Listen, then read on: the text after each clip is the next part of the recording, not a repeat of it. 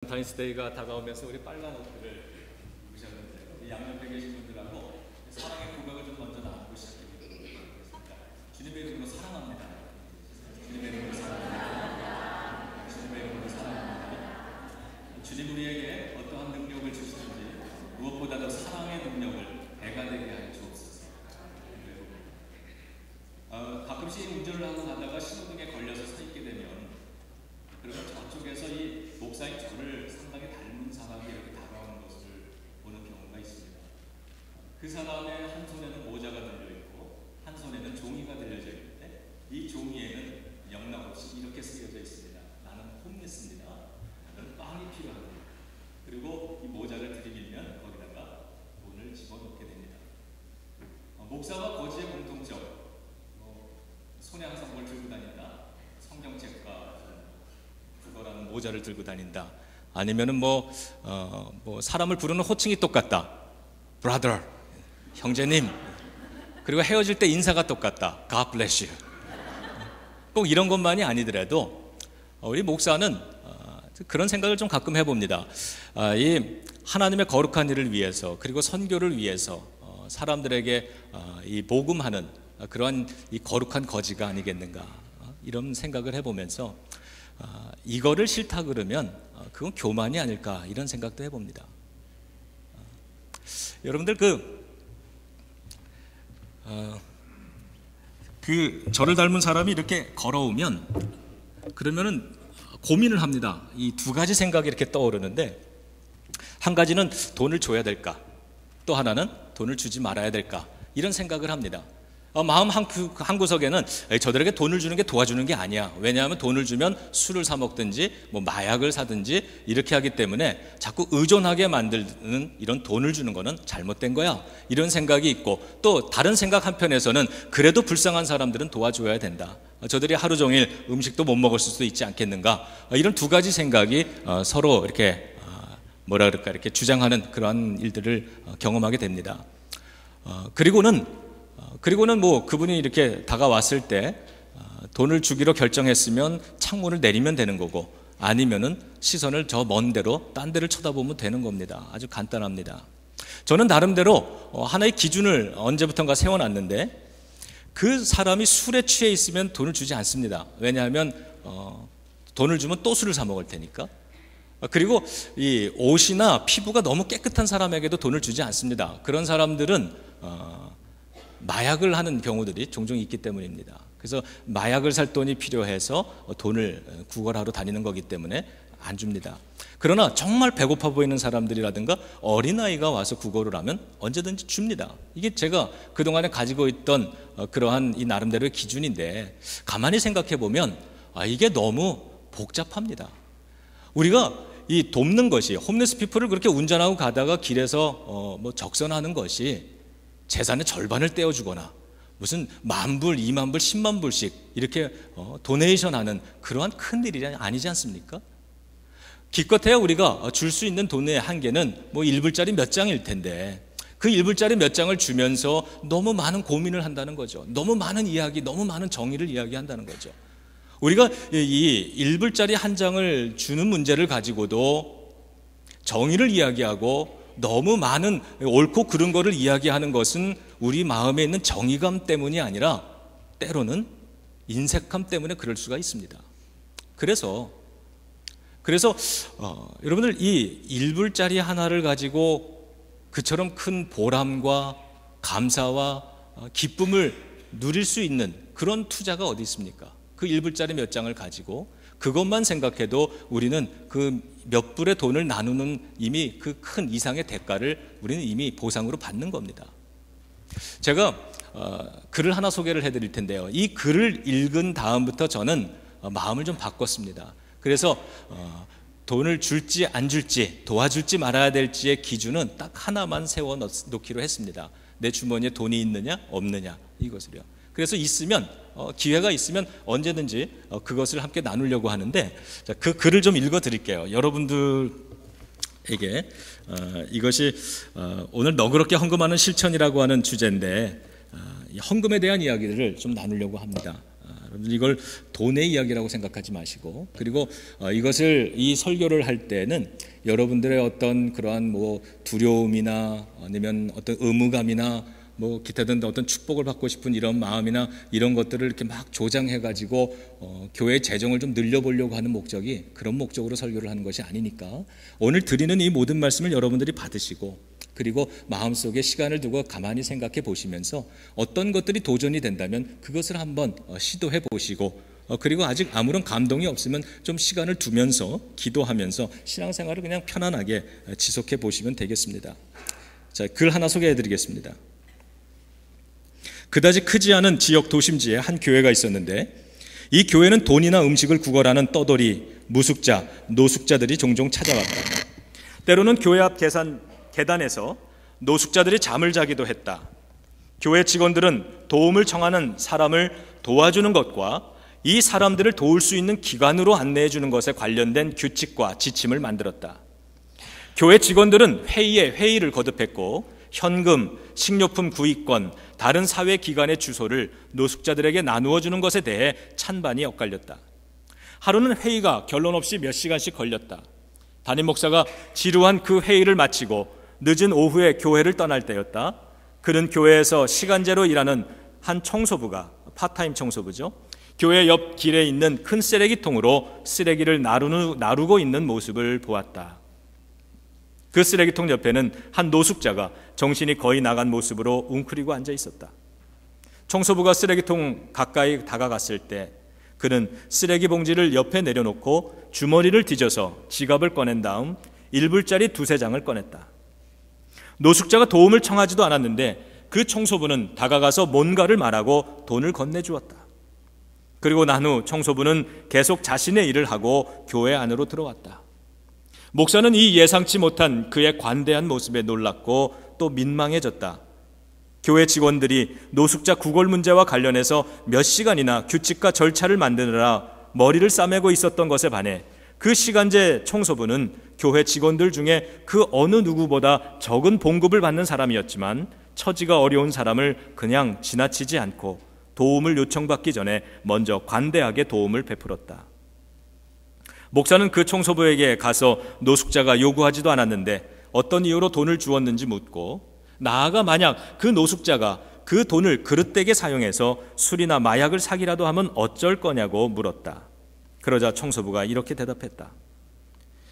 목사님, 나는 내가 할 수 있는 때는 항상 그렇게 합니다. 나는 그들에게 약간이지만 돈을 주고 하나님이 당신을 축복하시길 빕니다 하고 말합니다. 왜냐하면 내가 생각할 때 그들의 인생이 상당히 망가졌다고 해도 그들은 누군가의 소중한 자식들입니다. 그래서 나는 그들에게 뭔가를 줍니다. 그들이 그 돈으로 무엇을 하느냐, 그것은 그들이 하나님 앞에서 대답해야 하는 문제이지요. 나는 그저 내가 내 것을 가지고 무엇을 했느냐는 하나님의 질문에 대답하기만 하면 되는 것입니다. 성경은 구제가, 선교나 구제 헌금이 돈의 문제가 아니라 우리 신앙의 문제이고 우리의 삶의 방식의 문제라고 그렇게 가르치고 계십니다. 우리가 삶을 살아가는 삶의 방식의 문제. 오늘 이 주제가 너그러운 헌금의 실천인데, 관대하다, 너그럽다라고 하는 말의 의미는 남을 위해서 자기 자신을 비운다라고 하는 뜻입니다. 그리고 우리가 헌금을 너그러운 헌금이라고 말을 할 때에는 하나님과 이웃을 향한 사랑의 표현으로 자신을 기꺼이 비우는 것, 그것을 의미합니다. 이 마이클 슬로터라고 하는 사람이 머니 매러라고 하는 돈의 문제, 이런 책을 썼는데, 그 책에서 이런 이야기를 합니다. 만일 당신이 빚 때문에 시달리고 있는 사람이라고 한다면 우선 삶의 소비 습관과 생활 방식을 바꾸는 것부터 시작을 하셔야 합니다. 이렇게 권면합니다. 빚이 돈의 문제가 아니라 삶의 문제, 생활의 패턴이라고 하는 것입니다. 이 말을 다르게 표현하면 우리의 삶의 방식과 우리의 신앙의 모습이 어떠한 모습을 가지고 살아가느냐라고 하는 진지한 질문이 바로 돈을 통해서 온다라고 하는 것이죠. 돈은 그 사람의 소유 능력을 보여준다고 우리가 흔히 생각하는데, 그래서 저 사람 돈이 참 많아, 저 사람은 이만큼 소유를 했구나, 이렇게 소유 능력을 보여주는 것이라고 생각하지만 성경이 말하는 건 사실 그게 아니라는 겁니다. 그 사람의 삶의 방식과 삶의 내용을 말해주는 것이라고 그렇게 가르쳐 줍니다. 여러분, 돈을 모으는 이야기에는 사람들이 흥미를 갖습니다. 그래서 어떤 사람이 자수성가해서 큰 돈을 벌었다, 그런 책이 나오면 전부 다 흥미를 갖고 그 책을 사서 봅니다.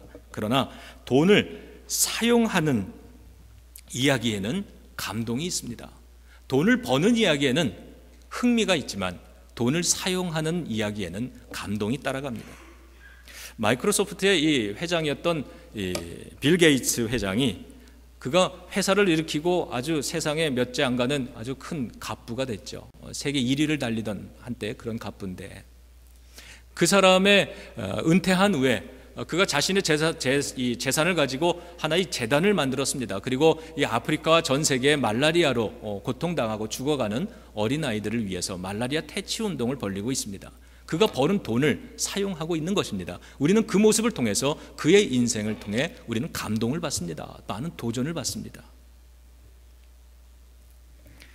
그러므로 헌금 생활 역시 돈 자체의 문제가 아니라 우리의 삶을 하나님의 목적에 맞게 살도록 준비시키는 수단이 된다는 것입니다.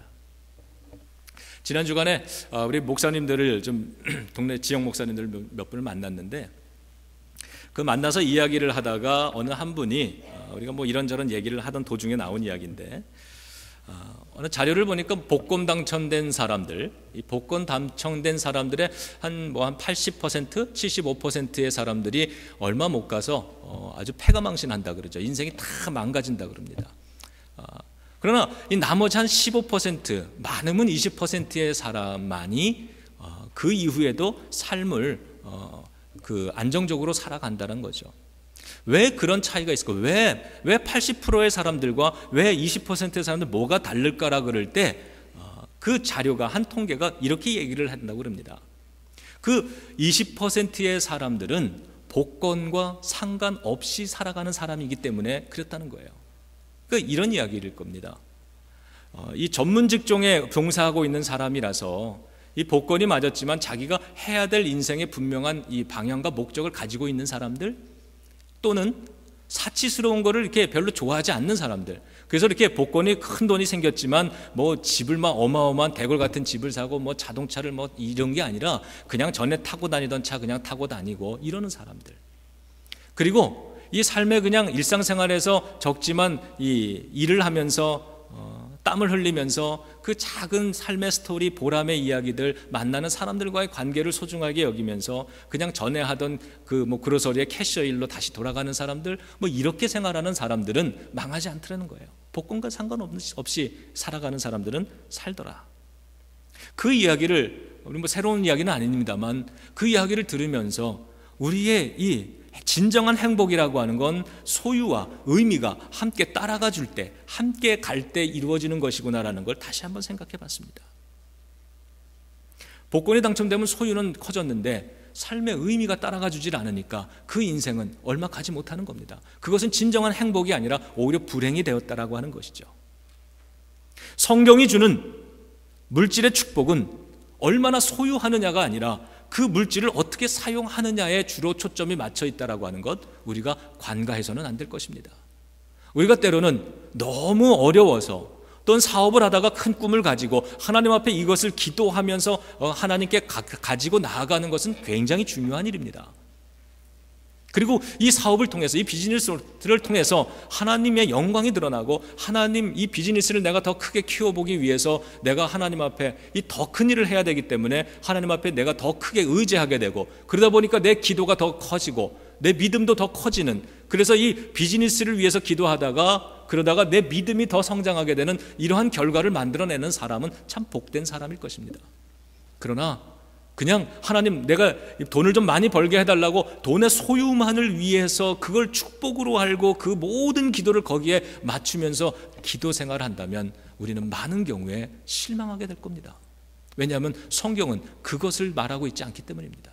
성경은 돈을 많이 벌어들이는 축복보다 그 돈을 어떻게 관리하고 그것을 어떻게 사용하느냐라고 하는 것, 그리고 그 돈, 소유를 통해서 우리의 삶을 하나님 앞에 어떠한 고백으로 살아가게 할 것이냐라고 하는 이러한 관심으로 우리들에게 가르치고 있기 때문입니다. 맡겨진 부분이 좀 작았지만 한 종이 이것을 잘 관리합니다. 그랬더니 그 주인이 와서 참 잘했다, 착하고 충성되다고, 그러면서 더 큰 것을 맡기면서 이것을 네가 계속해서 잘 관리하는지, 이걸 잘 사용하는지 내가 보겠다고 말합니다. 이것이 바로 우리들에게 물질에 대한 것을 가르쳐주는 예수님의 비유 말씀이죠. 우리가 많은 경우에 하나님 많은 것을 달라고, 복을 달라고 기도하지만, 그러나 그 기도를 드리기 전에 하나님, 이 나에게 주시는 이 물질의 축복을 잘 관리할 수 있는 능력이, 믿음의 능력이 나에게, 우리의 가족들에게, 특별히 우리 자녀들에게 있기를 원합니다. 그것을 가르쳐 주소서. 이렇게 기도하는 게 먼저 현명한 기도라고 생각합니다. 물질이 갑자기 많이 생겼는데 그것이 가정을 파괴하고 자녀들의 인생을 망가뜨릴 수도 있기 때문입니다. 그러나 우리는 이 물질에 대해서 성경이 말하고 있는 것이 무엇인가를 기억하면서 헌금에 대한 것, 특별히 물질에 대한 것, 돈의 문제가 아니라 삶의 방식의 문제, 삶의 패턴의 문제라고 하는 것, 이것에 집중하면서 우리가 오늘 이 이야기를 계속 좀 나누었으면 좋겠습니다. 여러분, 제가 질문 하나 드릴게요. 여러분들 지금 이 버는 소득으로 만족을 하십니까? 다달이 버는, 우리 월급쟁이라고 말하는 이런 우리 샐러리맨들이나 이런 사람들, 우리 월급쟁이들은 월급 받는 거에 만족합니까? 비즈니스 하시는 분들은 지금 평균적으로 이렇게 1년 이렇게 수입 들어오는 거, 여기에 만족하십니까? 얼마나 더 많은 수입이 있으면 어쩔 수 없이 만족해요. 그거 굉장히 좋은 말, 훌륭한 말입니다. 네. 그렇죠. 우리가 어쩔 수 없이 만족하죠. 얼마나 더 많은 수입이 있으면 행복할 것 같느냐, 이러한 질문을 가지고 연구했습니다. 연구하는 사람들이 이런 질문 놓칠 리가 없습니다. 왜냐하면 이런 질문은 보편적인 우리의 관심이기 때문입니다. 그래서 이걸 연구를 했어요. 설문조사를 했어요. 그리고 통계를 만들어냈습니다. 얼마나 더 많은 수입이 있으면 행복할 것 같느냐. 그랬더니 많은 사람들이, 대부분의 일반적인 사람들이 비슷한 대답을 하더래요. 그게 뭐냐 하면 20% 정도의 수입이 더 있으면 괜찮을 것 같습니다 그러더래요. 20%, 지금보다 20%. 계산해 보면 10,000불을 벌면 12,000불 정도 벌면 좋겠다는 거고, 연봉이 50,000불 되는 사람이면 60,000불 정도 되면 좋겠다, 이런 이야기인 거죠. 그런데 여러분, 이 이야기를 좀 바꾸어서 생각해 보면, 누군가는 내가 지금 벌고 있는 것보다 20% 덜 버는 사람이 누군가 분명히 있지 않겠어요? 그 사람들을 생각하기를 나만큼만 벌면은 행복할 거라고 여기고 있다는 겁니다. 그런데 내가 행복합니까? 내가 만족합니까? 여러분 어떠세요? 왜 우리가 가진 것에 만족감을 느끼지 못하는 걸까? 왜 항상 20%가 생기면 또 다음에 20%를 바라보면서 늘 부족한 마음을 가지고 살아가는 걸까? 20%. 이것을 가만히 생각을 해봅니다. 20%. 내가 삶 속에 부족함을 느끼고, 이것 때문에 걱정해서 염려하고, 그리고 이것 때문에 아내가 남편을, 남편이 아내를 바가지 긁는 것, 그게 20%의 공허감 속에서 일어나는 일이겠구나, 이런 생각이 들었어요. 여러분, 제가 지난 주간에 재밌는 이야기 하나 들었는데, 아내를 오리에 비유하는 유머를 하나 들었습니다. 오리. 돈 버는 능력은 없어도 집에서 아주 살림을 잘 해주는 아내를 집오리라고 그러는데, 집오리. 부동산, 주식 등으로 큰 돈 벌어오는 아내를 황금오리라고 그럽니다. 황금알을 낳는 오리래요. 황금오리. 근데 남편이 벌어다 주는 돈을 혼자 다 쓰고도 모자라다고 바가지 박박 긁는 여자를 뭐라 그럴 것 같아요? 그런 아내를 탐관오리라 그럽니다. 탐관오리. 재산을 사이비 종교에 다 헌납한 아내, 어찌하오리. 집보다 교회를 더 좋아해서 맨날 교회 가서 사는 아내, 죽게 가오리. 마지막입니다. 돈 많이 벌어놓고 일찍 죽는 아내. 아싸 가오리 이런데요. 아싸 가오리. 어느 부부가 이 유머를 같이 읽다가 둘이 아주 배꼽이 빠져라 팍 웃음이 터졌어요. 막 웃다가 이 아내가 보니까 남편이 너무 길게 웃더래요. 기분이 나빠가지고 부부싸움 했답니다. 제가 한 부부의 이야기를 좀 나누고 싶습니다. 우리가 지금 요즘 오늘 설교가 열매 맺는 회 중에 이 5가지 실천, 이 주제를 가지고 우리가 책 한 권을 가지고 계속 이야기를 나눴는데, 오늘의 이 주제가 마지막입니다. 그래서 우리 교회가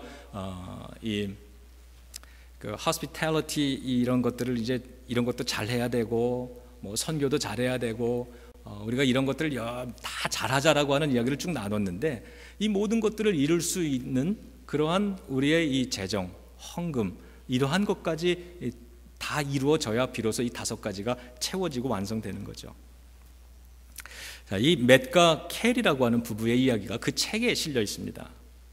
어느 날 이 부부에게 목사님이 11조에 대한 이 도전을 줬습니다. 그래서 이 부부가 이 11조에 대한 이 도전을 가지고 그리고 그 11조를 내기까지의 이야기, 그 과정들을 간증으로 쓰는 내용들입니다.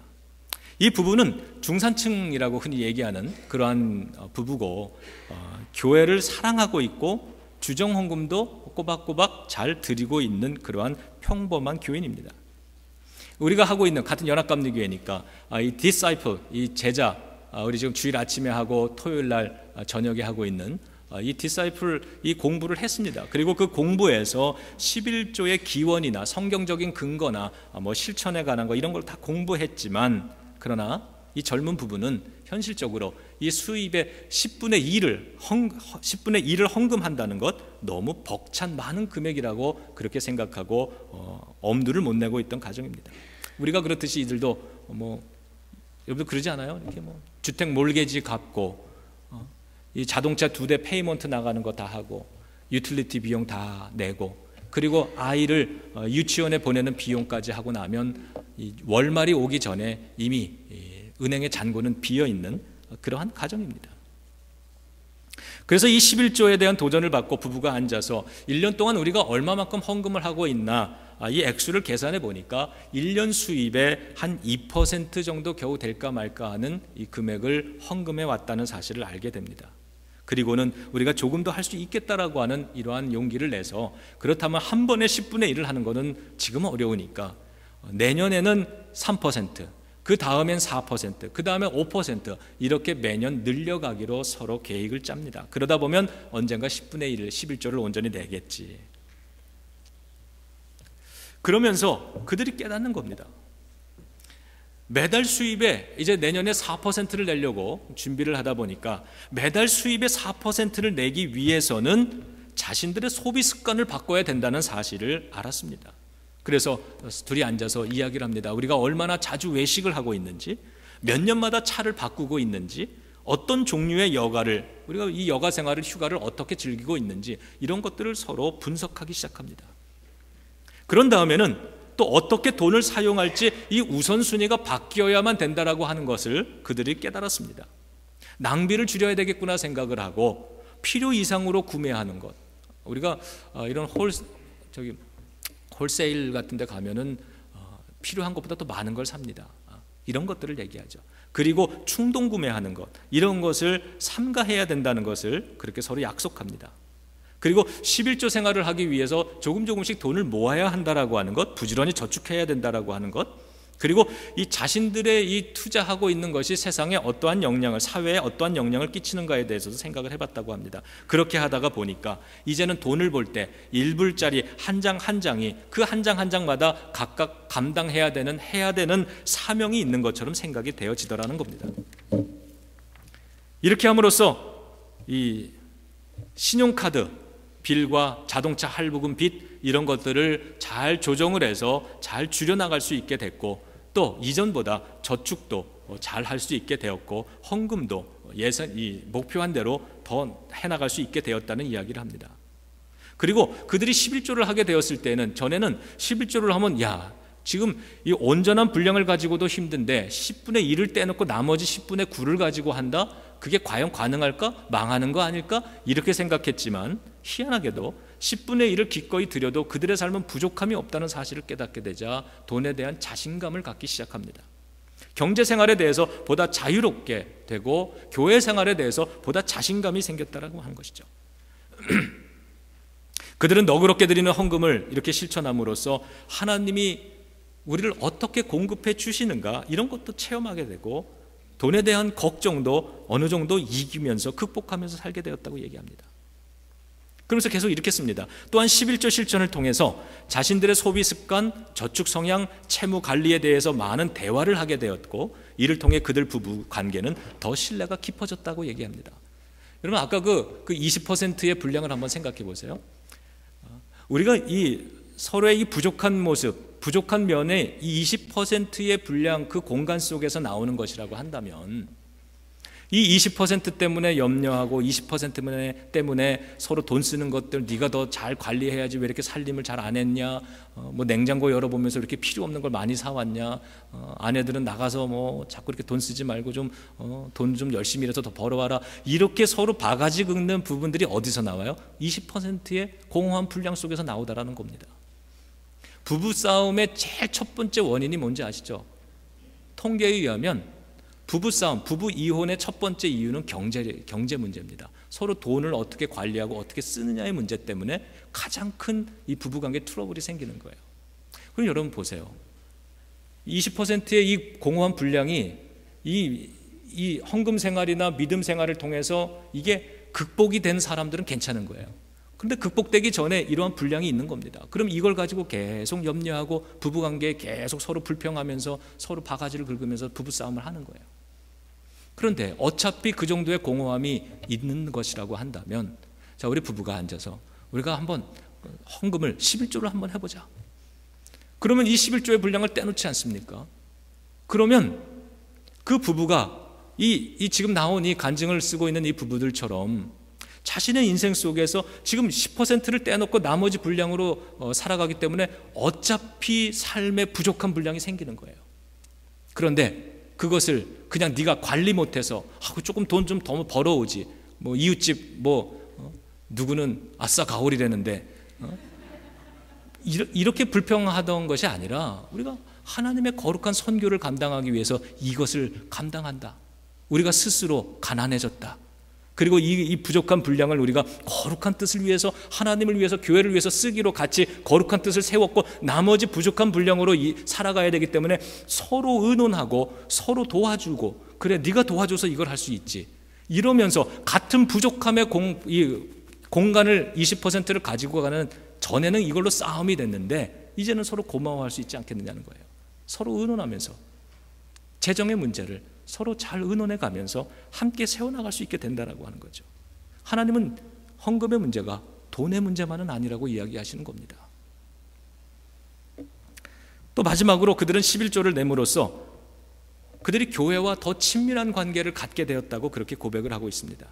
그들은 이미 교회를 오랫동안 다니면서 교회 뿌리를 내리고 있었던 가정이지만 11조를 실천함으로써 교회의 복지와 안녕에 대해 더 민감한 관심과 협조를 가지게 되었다, 이렇게 얘기합니다. 그리고 이제는 교회가 성장하는 것을 보면서 기쁨을 느끼는 거예요. 전에는 그냥 재정 보고가 이렇게 나오면은 그냥 뭐 그런가 보다 하고 넘어갔는데 이제는 관심 있게 보면서 조금 늘어나면 자기 마음이 기쁘고, 그리고 좀 부족하면 내가 조금 더 기도해야 되겠구나, 이런 도전을 받는다는 거죠. 이게 교회에 대한 사랑의 마음이 생겼다는 거죠. 그러면서 교회가 성장해 가면 기쁘고 사역이 그걸 통해서 더 많이 이루어지고 효율적으로 되어지면 그게 즐거움이 되고 보람이 되고, 그래서 구제와 선교가 확장되어 가는 것에 나의 생각을 쏟고 마음을 쏟게 되었다. 그래서 교회가 더 즐거워졌다, 사랑스러워졌다, 이렇게 얘기를 합니다. 여러분, 이 성경에 나오는 11조의 많은 이야기들을 제가 여기 적어왔습니다만 읽지는 않겠습니다.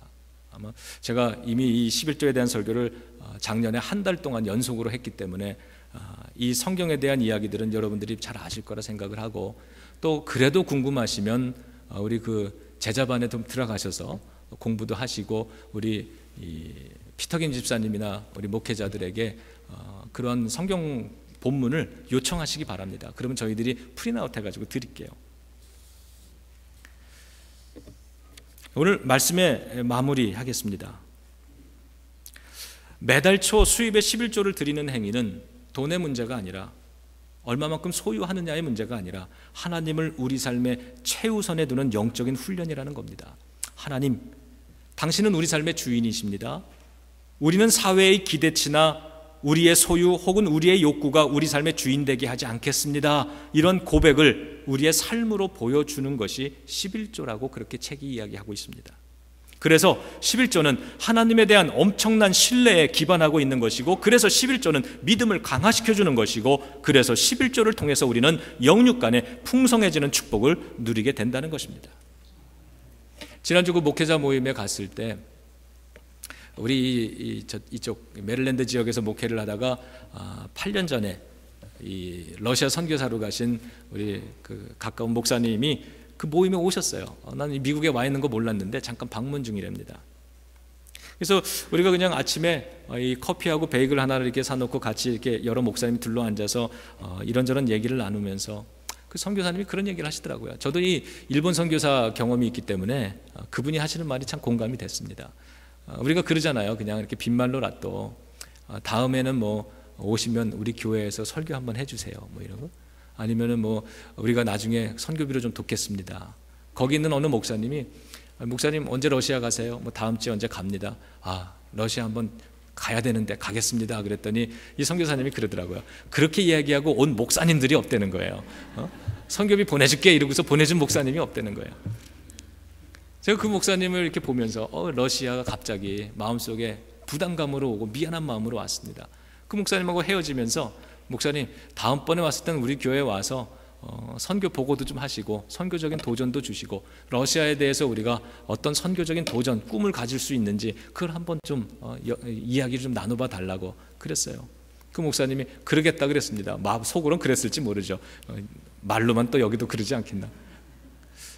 중국에서 한번 오라고 하는 이야기를 제가 몇 년 전부터 계속 봤습니다. 그런데 한 번도 못 갔어요. 그래서 이런 마음을 가져본다. 이 설교를 준비하면서 앞으로 하나님께서 우리 교회의 이 선교의 지경을 넓혀 가신다면 혹시 하나님께서 다음번에 러시아와 중국으로도 우리를 보내시지 않을까, 이런 기대도 해보는 거예요. 모르지만 그런 하나님께서 하나님의 계획 속에 있는 것이라면 우리는 그걸 하게 될 줄로 믿습니다. 벨리즈에 대한 열정이 올해 들어서 다시 살아나는 것도 참 감사하고요. 그리고 세계 곳곳에 가난한 어린이들을 후원하는 일에도 참 감사한 마음이 듭니다. 여러분, 이 모든 것들은 돈의 문제가 아니라 우리가 어떻게 하나님 앞에서 살아가고 있는가, 어떻게 나의 삶을 어떠한 방식으로 살아가고 있는가의 문제라고 하는 것, 영성의 문제라는 것입니다. 여러분에게 부탁 하나 드리겠습니다. 선교팀과 또 재정부 그리고 남녀 선교회 한자리에 모이셔서 이러한 선교 사명을 감당하기 위해서 우리가 어떤 실천을 해야 되는지, 또 그리고 어떻게 재정이 얼마만큼 필요한지 그것을 모금하기 위해서 우리는 어떻게 해야 되는가, 이런 목표들을 좀 세워주시기 바랍니다. 그리고 우리 임원회에서는 이 모든 것들이 잘 이루어질 수 있도록 지원해 주시기를 부탁을 드립니다. 선교는 우리에게 허락하신 축복입니다. 하나님의 백성들이 이 선교를 감당하지 누가 감당하겠습니까? 선교 헌금과 11조, 이것은 영성 생활의 실천입니다. 인색하지 않고 너그럽게 헌금을 실천하여서 이 교회를 통해서 하나님이 이 땅에 이루기 원하시는 그 아름다운 일들을 이루어 드리는 그러한 저와 여러분들, 우리 교회 그리고 우리 한인 사회가 되기를 주님의 이름으로 축복합니다. 기도하겠습니다.